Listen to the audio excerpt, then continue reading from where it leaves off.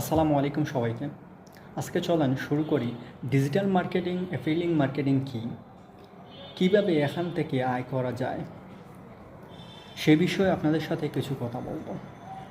Affiliate marketing হচ্ছে যেখানে আপনার নিজের কোনো প্রোডাক্ট নেই, আপনি যেখানে অন্য কোনো ব্যক্তি বা তাদের ওয়েবসাইট থেকে প্রোডাক্ট নিয়ে নিজের ওয়েবসাইট বা পেজ এনে প্রমোট করবেন, এবং কেউ যদি আপনার প্রমোট করা লিঙ্ক বা ব্যানার থেকে ক্লিক করে এই প্রোডাক্টটি ক্রয় করে, তাহলে আপনি সেখান থেকে কিছু টাকা কমিশন হিসাবে পাবেন।